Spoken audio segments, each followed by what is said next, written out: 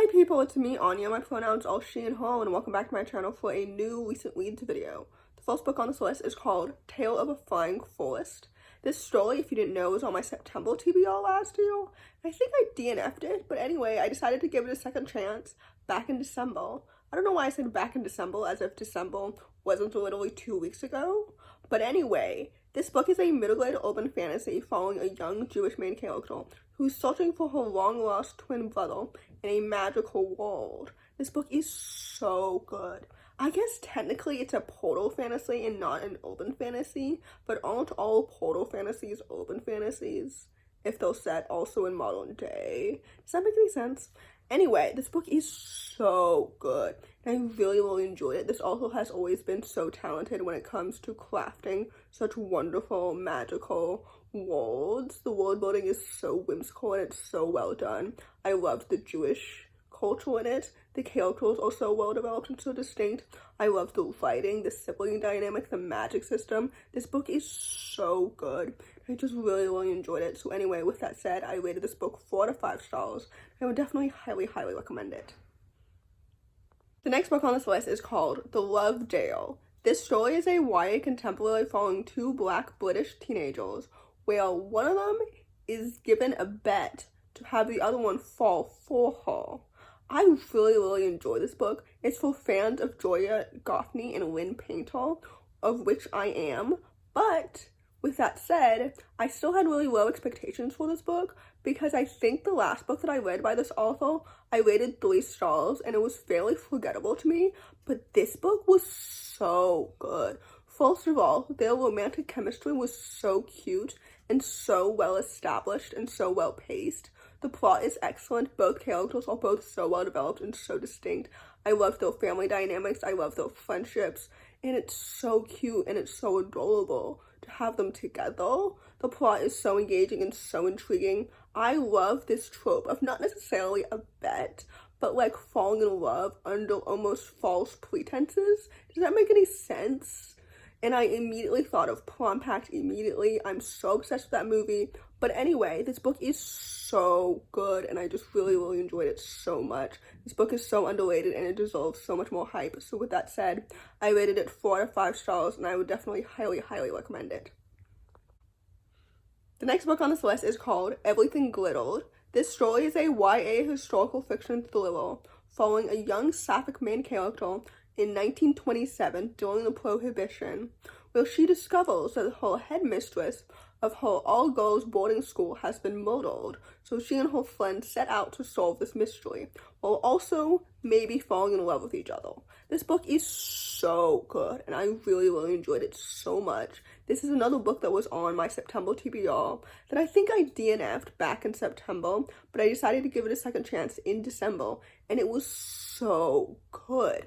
First of all, I love the world building. I love the historical fiction setting. It was so well done and so atmospheric. The characters are so well developed and so distinct. I loved the exploration of queerness in the 1920s. It was done so well because I loved the romantic dynamics so much. Like, it's so excellent and it's so well done.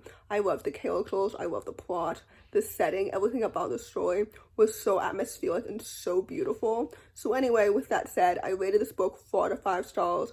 I would definitely highly recommend it. The next book on this list is called Some Like It Cold.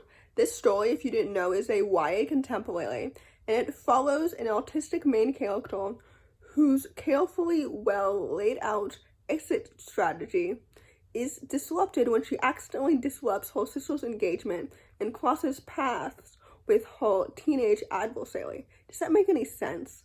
She plans to leave, but these plans go awry the moment that she arrives home from university. Anyway, this story is so well done and I really enjoyed it so much. For those who don't know, I rated this book 5 out of 5 stars because I absolutely loved it. Like, first of all, the autism representation was so good and so well done. And as an autistic person myself, I felt so seen by Jasper so much. I love her as a character, as a person. I love her so much. Second of all, the dual perspective worked so well, and their romantic chemistry was so cute and so adorable. I just really enjoyed it so much. I love them both individually as characters too. The plot is so engaging. I love the family dynamics, the friendships. This book is so excellent and it's so emotional. I just really enjoyed it so much.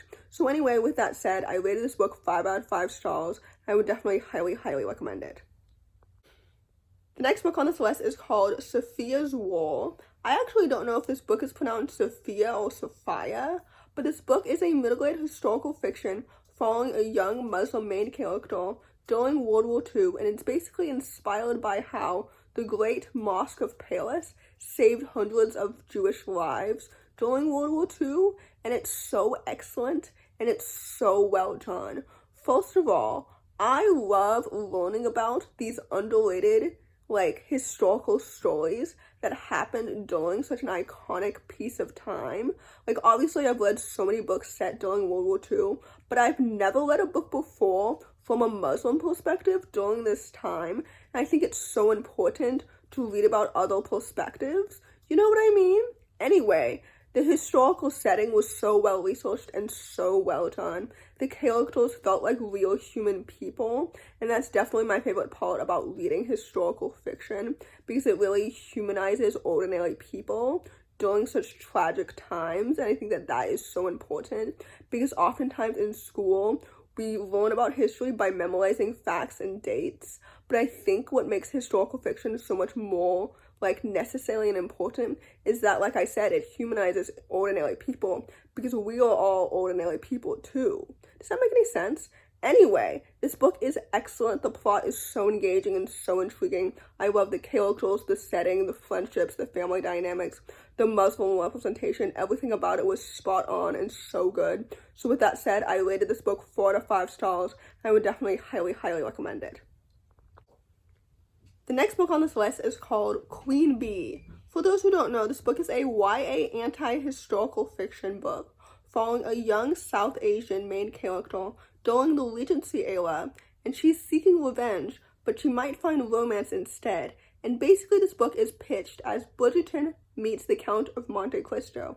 And I specifically said this book is anti-historical fiction because even though it's set during the Regency era, there's no racism explicitly in this book, hence the Bridgerton comp title. So anyway, this book was so good. I was not expecting this book to really be that good, because I typically, historically, no pun intended, enjoy Regency era stories, but this book was excellent, and I loved it. I loved being swept up in the gossip and the intrigue of high society from a perspective who was not born into that high society, if that makes any sense. The characters are so well developed and so distinct. The romance is so adorable and it's so well paced. I'm so excited for the companion novel, which I think comes out this year in May. I think it's called Lady Night or something like that. Anyway, I love this book so much. I think it's so brilliant and it's so well done. So anyway, with that said, I rated this book 4 out of 5 stars. I would definitely highly recommend it. The next book on this list is called Radiant. This story is a middle-grade historical fiction following a young black main character growing up in a predominantly white community in 1963. I really enjoyed it so much. Like I said earlier, I think that historical fiction is so important to read because it does such a great job of humanizing people from the past, whether they grow up to be iconic historical figures or pop cultural icons, or if they just continue to be ordinary people too, because we are all once ordinary people. You know what I mean? Even if we don't grow up to be celebrities or historical figures or pop cultural icons too. I don't know if that made any sense, but basically this book was so good.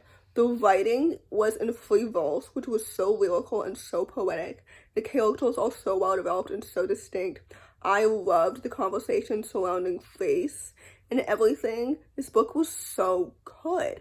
I loved the setting, the writing, the family dynamics, the friendships, the characters, Everything felt so realistic and so well done. So anyway, with that said, I rated this book 4 out of 5 stars, and I really, really enjoyed it. So I would definitely highly, highly recommend it. The last book on this list, and certainly not the least, is called One Last Shot. This story is a YA historical fiction following the life of Vaunda Talley. And please let me know if I've mispronounced her name, but basically she is regarded as the first female photojournalist to be killed on the front lines during a war. And she is so cool and so awesome, and she's also Polish and Jewish. So this book definitely depicts anti-Semitism, which I think is so important to talk about, even now, and especially then as well. When I was younger, I thought that anti-Semitism came out of nowhere in the 1940s, and I definitely thought that it doesn't exist in modern day, naively, for some reason. I don't know why I thought that. But anyway, I think it's so important to really think about and learn about the roots of anti-Semitism and how it's still ingrained in today's society and how it didn't come out of nowhere.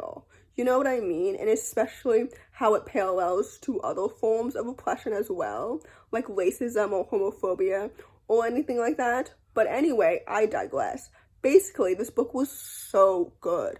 The writing is excellent and it's so poetic. The characters are so well developed and so distinct. The romance is so cute and so well done. I got very swept up on this book very, very quickly because it's so excellent and the writing really hooks you in immediately.